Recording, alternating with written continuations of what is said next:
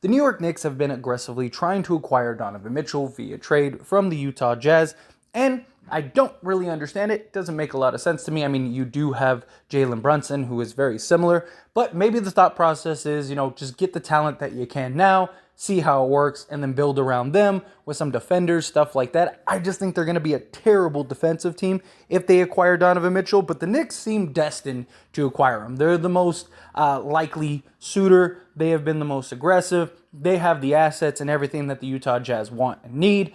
Maybe some other team ends up coming out of the woodworks, but it does appear that the Knicks and the Jazz are going to sooner or later get a deal done around Donovan Mitchell. Now, the Jazz, they want to trade Mitchell before training camp, which is still, several weeks away. So they don't need to rush. They can take their time, see what happens, see what develops. But it is being reported that in a potential Jazz and Knicks deal per Mark Stein and Brian Windhorst and several others, that the Lakers may be getting in on that deal, that this will be a 3-team deal. Now, it's been talked about for quite some time. This isn't really necessarily new information. It's just it hasn't been so heavily talked about. It was kind of like a in-passing moment about a couple weeks ago where it was like, oh, the Lakers could get into that deal and make a 3-team deal, and that would make a lot of sense. Now, there's also the Pacers deal. There's, several other deals like the Hornets deal, stuff like that. But those deals, I don't think they're really going to work out. Now, the Lakers, they need to upgrade. And I do think the Lakers are going to make a trade one way or another. And this would make sense as to why nothing has pulled the trigger, right? Because the thought was they traded Patrick Beverley. That's the first domino, right? Because the trade doesn't make a lot of sense unless you're moving off of Russell Westbrook. But if you're moving off of Russ, okay, then that trade makes a world of sense. Now you're in a position to go get a Miles Turner, Buddy Hield, maybe sign one of these free agents, like a name that's been thrown out as Dennis Schroeder, something along those lines to kind of fill in the gap of, the loss of Russ. Because at that point, then you'd probably need a guard to run that position. But if they could get a bunch of heavy wing players, right? If you could get, say, Bogdanovich and, Malik Beasley and, maybe Rudy Gay or just these big-sized wings. Now, I know, like Mike Conley and stuff has been thrown out there, and some people want Mike Conley, but I just don't think he's the guy he once was, for one. And two, he would be an excellent backup point guard, right? Like, if you could get Mike Conley and have like Russ, or if they were able to do the Kyrie deal and then they figured out a way to get Mike Conley and he backs it up, like that would be perfect, right? I just don't think paying him, 22, 23 million a year for the next 2 years is the best scenario if you're the Lakers. I think if you could get Malik Beasley, who he's only 25 years old, young wing type player, you get Bogdanovich, he's 33. But again, solid size, solid frame. He's at like 6'7", knockdown shooter. You basically get your shooting, your 3-and-D wings, all of that stuff in a trade for Russell Westbrook. That I understand. Now, I do personally still prefer the deal for Miles Turner and Buddy Hield because I just think that they are more easily tradable assets in the future. Say in 2 years LeBron walks. Bog is now 35. How much value does he have? Beasley would only be 27, so maybe he has some value, but how much value does he really have? If you get a Rudy Gay or Mike Conley, again, they don't really have much value. Are you really trading your picks to go and get those guys? Now, if you don't have to give up both firsts, which it is also being reported that the Jazz really, like Danny Ainge, really is coveting the 27 and 29 picks, which makes sense because it's a real possibility that the Lakers might not be very good in 27 and 29. LeBron will be gone. What's the Lakers roster going to look like? So it'd be worth taking the chance of doing that if you move off of Mitchell and you're rebuilding, right? It's like I talked about yesterday it would be, sort of a cherry on top. But if you could do that deal and not give up both firsts, then I think that deal might be better than the Pacers deal. Because the thing is that, like, when you're talking the Pacers deal, Buddy Hield next season will have value as an expiring contract, and it's not so ridiculous, and he's still young enough and viable enough to where, teams might get him if he's available for a bag of chips. Like, say the Lakers need to just move off of his salary. I don't think they'd have a hard time doing that. And then Miles Turner, he's still young enough to where when LeBron and them leave, you can literally build around Anthony Davis and Miles Turner.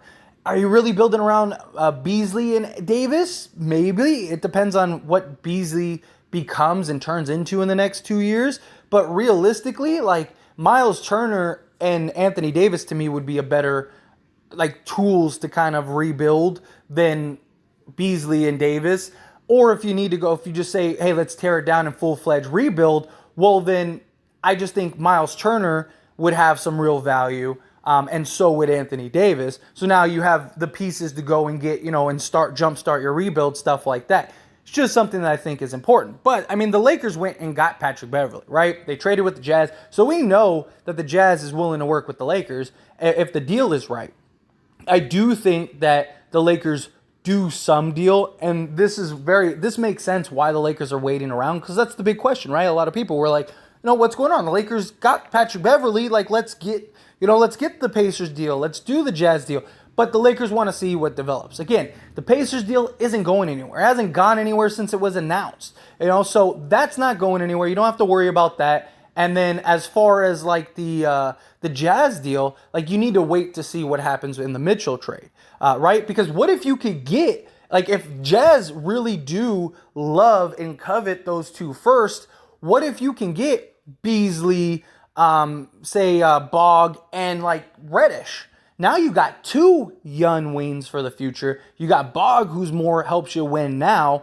I think that could work, because then post LeBron, you got Reddish, Beasley, and Anthony Davis to kind of, build around. That might be more appealing. If we could get, say, 2 or 3 wins in this deal, then I am all for that. I just don't think we need any more like undersized guards, even if we trade Russ, because the problem is that's all we have. Like the Pacers deal, I understand because you're getting a big, so you're going big. You got like the Twin Towers down low, and you're hoping that they can kind of supplement for the lack of size on the perimeter. You do have great defensive perimeter guys. They're just, none of them are really like, you don't have a bunch of like 6'8" guys. But if you could do this deal, you'd get some guys, although Beasley's only like 6'4", 6'5", but he does have a really long wingspan. I think he has like a 6'10", 6'11" wingspan, something like that. So if you could get some wins in this deal and not give up both firsts, that would be beautiful. Like if you're just the team that's, facilitating these pieces and stuff, then let's do that. If we could land, like I said, if we can land Reddish, who we almost got before, if we can land Reddish, Beasley, and Bogdanovich, that would be like, to me, the home run play, because you get the two young guys too in the deal. But if you can't get Beasley, if you could, maybe get like a Fournier or something, kind of, because the Knicks need to unload salary. Maybe, Fournier instead of Beasley. I just don't want Jordan Clarkson. I know a lot of people really like Jordan Clarkson, but my problem with Jordan Clarkson is he's very inefficient. Like he's great as like a sixth man and getting what he does, but if you look at him and his numbers and you just watch him play, he's not very efficient. He has his games where he gets hot and he has his moments, but overall, he's not the most efficient guy. And he plays no defense. Like I don't need that on this team. I need guys that can, play some defense, knock down some shots, that can be relatively efficient. You don't have to be the most efficient player in the world. All you're getting for Russ are role players. But what types of role players are you getting, I think is very important.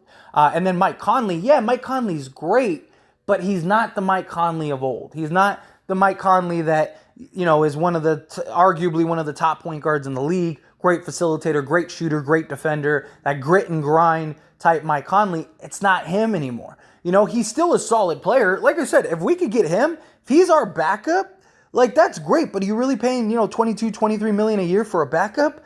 I don't know. But I think the Lakers are in a good position. If they could kind of be the third middleman, I think they'd be in a good spot. And the beauty is the Lakers have options. That's what we want. They have Jazz, they have the Knicks, they have the Pacers deal.